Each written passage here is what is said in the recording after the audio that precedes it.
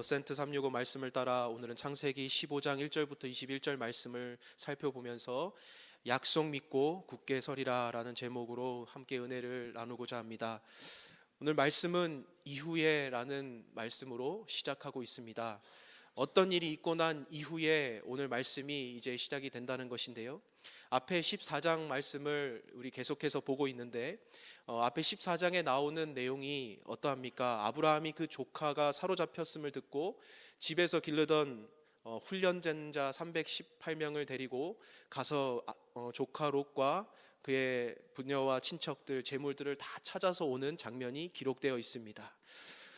그리고 그돌라 오멜과 그와 함께한 왕들을 쳐 부쉈다고 얘기하고 난 이후에 오늘 본문이 등장하고 있다라는 것입니다. 그런데 이후에 무엇이라고 오늘 1절부터 말하고 있습니까? 이후에 여호와의 말씀이 환상 중에 아브라함에게 임하여 이르시되 아브라함아 두려워하지 말라. 첫 시작이 두려워하지 말라라고 적고 있습니다. 왜 환상 중에 두려워하지 말라라고 적고 있을까요? 두려워하고 있기 때문에 그렇죠. 아브라함이 두려워하고 있는 중에 있기 때문에 하나님은 환상 속에서 하나님의 말씀이 임하여서 이르시기를 두려워하지 말라라고 말씀하고 있다라는 것입니다. 앞에서 그는 조카를 왕으로부터 구해냈고 믿음을 가지고 담대하게 승리를 거두고 싸워서 이겼습니다. 또한 10분의 1을 하나님의 제사장 멜기세덱에게 바침으로써 하나님께 영광을 올려드렸습니다. 그럼에도 지금 아브라함의 모습은 어떨까요? 두려워하고 있는 모습입니다. 왜 그렇습니까? 그들이 곧 자신을 칠 거라는 엄습한 두려움이 있었습니다. 곧 보복을 당할 거라는 그 이방 왕들이 연합하여서 자신을 칠 거라는 그 두려움이 있었습니다. 자신이 가지고 있는 그 가사와 훈련된 병사들보다 더 많은 병사들이 자신을 치러 올 거라는 큰 두려움이 있었습니다. 믿음대로 살고 믿음대로 열심히 행하였지만 오히려 그는 마음속에 두려움이 생겼다라는 것을 오늘 이 말씀을 통해서 볼 수 있습니다. 이 연약한 인간에게는 너무나 당연한 것입니다. 아무리 믿음이 좋고 믿음대로 생활했다 할지라도 금방 엄습하여 두려워 떨고 있는 것이 인간의 참 모습입니다. 근데 먼저 하나님께서는 아브라함에게 찾아와서 위로를 하십니다. 1절에서 이렇게 적고 있습니다. 아브라함아 두려워하지 말라. 나는 내 방패요 내 상급이니라. 큰 상급이니라 이렇게 적고 있습니다. 하나님이 직접 방패가 되어주시고 직접 하나님이 상급이 되어주신다는 이 말씀은 참 이것만큼 안전하고 참 우리에게 안정감을 주고 참 위로가 되는 말씀이 어디에 있겠습니까? 나를 치러 오는 수많은 적들이 있다 하여도 하나님이 방패가 되어주신다면 하나님을 뚫지 못하면 나를 치러 올 수 없는 것이고, 하나님이 직접 상급이 되어주신다는 것은 하나님을 빼앗지 않는 이상은 나의 상급을 빼앗을 수 없다라는 것인데, 그것만큼 하나님이 직접 아브라함의 생명과 재산을 지켜주시겠다는 그러한 말씀을 하고 계시다는 것이죠. 그럼에도 아브라함은 그 두려움이 해결되고 의심이 없어지는 것 같지 않습니다. 오늘 아브라함은 오늘 본문에서 믿음이 없는 반응들을 좀 보이고 있는데요, 아브라함이 15장에서 직접 자신이 고백했던 말들을 2절, 3절, 8절에서 제가 표시를 하고 한번 읽어보았습니다. 그건 두 가지 얘기를 하고 있습니다. 2절, 3절을 먼저 한번 같이 볼까요? 2절 3절에 이렇게 말합니다. 아브라함이 이르되 주 여호와여 무엇을 내게 주시려 하나이까? 나는 자식이 없사오니 나의 상속자는 이 다메섹 사람 엘리에셀이니이다. 아브라함이 또 이르되 주께서 내게 씨를 주지 아니하셨으니 내 집에서 길린 자가 내 상속자가 될 것이니이다. 여러분 뭐라고 말하고 있습니까? 하나님께서 내 몸에서 날 자가 상속자가 될 거라고 말씀하셨습니다. 그런데 본인은 자신의 집에서 길린 잔 중에 믿을 만한 사람을 세우겠다라고 말하고 있다는 것입니다. 하나님의 약속을 정확하게 말하면 창세기 12장 7절에 여호와께서 아브라함에게 나타나 이르시되 내가 이 땅을 내 자손에게 주리라 라고 말씀하셨습니다. 또한 창세기 13장에 거듭 말씀하시기를 보이는 땅을 내가 너와 내 자손에게 주리라고 말씀하셨습니다. 여기서 내 자손은 흔히 말하는 아무나 내가 세우는 사람을 자손이라고 말하고 있는 것이 아니라 NIV, ESV 성경에서는 offspring, 자손이라고 번역하고 있고요, 킹 제임스 버전에서는 seed, 씨앗이라고 번역하고 있습니다. 아브라함의 자손을 통해서, 혈육을 통해서 나오는 그 자손을 통해서 하나님께서 주시겠다고 했던 그 약속이 있었습니다. 그런데 지금 아브라함은 자신의 나이를 먹어감에 따라 두려움의 엄습함에 따라 하나님을 fully trust하고 있지 못하라고 있다라는 것입니다. 내가 믿을 만한 사람을 세우겠다는 것이지요. 그것은 뭡니까? 하나님의 약속을 온전하게 신뢰하는 것이 아니라 적당한 타협점을 찾고 있다라는 겁니다. 무엇이 그를 그렇게 만들었습니까? 그 두려움이. 나에게 분명히 본토 아비 친척집을 믿음대로 떠났고 믿음대로 조카 롯을 구해냈고 믿음대로 하나님 앞에 모든 걸 바쳤지만 여전히 엄습해 있는 나의 두려움 때문에 본인은 이제 하나님 앞에서 그 하나님의 말씀 속에서 이성적인 생각과 이성적인 상황과 약해진 나의 믿음 속에서 타협하고 있기 시작한다는 것입니다. 보이지 않는 하나님의 약속보다 보이는 자신의 상황을 믿기 시작했다는 것이죠. 두 번째는 이렇게 말합니다. 8절에 그가 이르되 여호와여 내가 이 땅을 소유로 받을 것을 무엇으로 알리이까? 하나님 그 증거가 무엇입니까? 나는 도저히 믿을 수 없습니다. 하나님께서는 앞에서 이렇게 말씀하셨습니다. 창세기 13장 14절 15절에서 너의 눈을 들어 너 있는 곳에 동서남북을 바라보라. 보이는 땅을 내가 너와 내 자손에게 주리니 영원히 이르리라. 이 모든 땅을 하나님께서 지속적으로 보여주시면서 내가 너와 내 자손에게 계속해서 주겠다고 말씀하고 있다는 것이죠.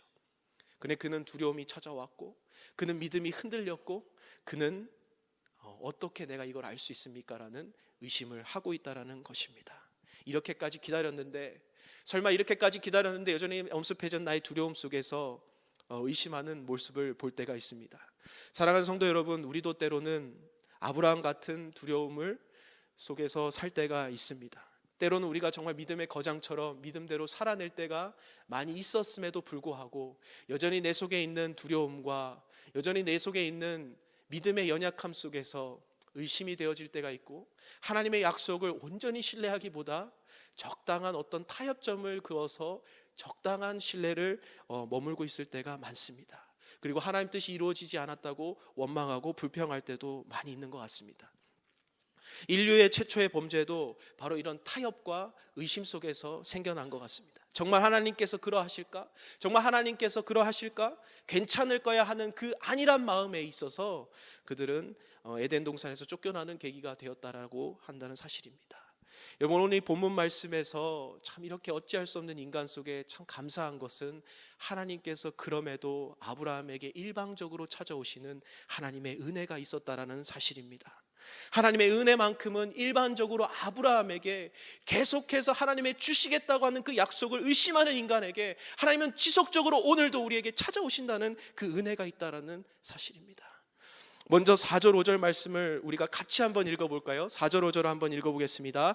여호와의 말씀이 그에게 임하여 이르시되 그 사람이 내 상속자가 아니라 내 몸에서 날 자가 내 상속자가 되리라 하시고 그를 이끌고 밖으로 나가 이르시되 하늘을 우러러 무뼈를 셀 수 있나 보라. 또 그에게 이르시되 내 자손이 이와 같으리라. 여호와의 말씀이 아브라함에게 어떻게 말합니까? 의심하는 아브라함에게, 두려워하고 있는 아브라함에게 다시 한번 컨펌을 시켜주는 겁니다. 내 몸에서 날 자가 내 상속자가 될 거야. 그리고 거기서 끝나지 않죠. 아브라함을 불러내어서 영상으로 프레젠테이션을 해줍니다. 하늘의 별들을 보라고. 그 별들 속에 있는 수많은 셀 수 없는 그 별들이 다 너의 자손이 그와 같이 될 거라고 다시 한번 확증시켜주고 계시다는 겁니다. 거기서 끝나지 않죠. 하나님께서는 아브라함의 그 의심을 확신으로 바꿔주는 것은 9절부터 17절까지에 나와 있는 언약식을 하나님께서 치러주고 있다는 사실입니다. 9절부터 17절까지 이렇게 이루어지는 모든 이 언약의 절차들, 여호와께서 아브라함에게 3년 된 암소와 3년 된 암염소와 3년 된 수량과 산비둘기와 쥐비둘기 새끼를 가져오게 하여서 중간을 쪼갭니다. 여러분, 이 언약식은, 이 언약을 체결하는 의식 중은 이 고대에서 행하였던 의식 중에 하나라고 합니다. 강대국 왕이 약소국 왕에게 받아내는 언약의 약속인데요. 너가 그 언약을 지키지 않으면 이 재물이 쪼개짐과 같이 너도 쪼개어질 거라 생명을 걸고 하는 약속입니다. 근데 여기서 참 은혜가 되는 것은요, 하나님이 그 언약을 직접 체결하고 계시다는 거예요. 하나님이 약속과 같이 내가 그 언약을 지키지 않으면 이 재물과 같이 쪼개어지는, 하나님의 생명을 걸고 약속하고 있다는 것입니다. 하나님의 말씀이 변함이 없다라는 것을 다시 한번 아브라함 앞에 약속하고 있다는 사실입니다. 하나님은 No turning back, 올인하고 계시다는 모습을 우리에게 보여주고 있다는 사실이죠. 적당히 하다가 안 되면 뒤로 돌아가는 것이 아닙니다. 하나님은 자신의 생명을 걸고 자신의 모든 것을 걸어서 내가 너와 한 그 언약과 약속, 이 말씀 속에 적혀 있는 건 반드시 내가 이루겠다라는 하나님의 조선한 고백이 있다라는 사실입니다. 그래서 하나님의 약속은 무엇입니까? 13절 14절에 비록 너희에게 고난과 아픔은 있을 것이다. 너의 자손에게 그 줄 땅들은 비록 객이 되어지고 비록 그곳에 고난과 아픔이 있어지고 4대 만에 돌아오게 될 것이지만 반드시 마지막에는 이 모든 땅을 너의 자손에게 줄 것이다. 반드시 그 마지막의 영화는 너가 누릴 것이다 라는 것을 하나님께서 말씀하고 계십니다. 아브라함이 해야 할 것은 무엇입니까? 아브라함은 이 하나님의 언약과 이 말씀 속에서 해야 할 것은 무엇입니까? 그 약속을 붙드는 것입니다. 그 약속을 믿고 오늘 이 현실에 대한 두려움을 뛰어넘고 다시 한번 살아내는 것이었습니다. 약속 붙들고 다시 한번 버팀으로 오늘에 있는 현실과 고난을 이겨낼 수 있다는 것이죠. 믿음은 의심을 이기게 하고 약속은 우리의 현실을 이길 수 있는 도구가 된다고 한다는 사실입니다. 여러분, 신앙이 아브라함처럼 좋다 하여도 우리는 늘 의심하고 타협하고 우리는 넘어질 수 있습니다. 우리가 늘 이길 수 있다라는 자만감을 버리고 다시 한번 하나님 앞에서 엎드리며 하나님 앞에서 은혜를 구하며 하나님의 그 약속만을 붙잡고 오늘 한번 살아낼 수 있도록 하나님께서 은혜를 구하는 여러분 되시기를 간절히 축복합니다. 여러분, 찬송가 399장 2절에 주의 약속하신 말씀 위에서라는 찬양의 2절 찬양의 가사에서는 이렇게 가사에 말합니다. 주의 약속하신 말씀 위에서 세상 염려 내게 엄습할 때에 말씀으로 힘써 싸워 이기며 약속 믿고 굳게 서리라. 오늘도 우리가 하나님의 말씀으로 싸워 이기고 약속 믿고 굳게 싸워내시는 사랑하는 성도님 여러분 되시기를 간절히 축복합니다. 늘 드려지는 예배와 말씀을 통하여서 우리가 해야 되는 건 무엇입니까?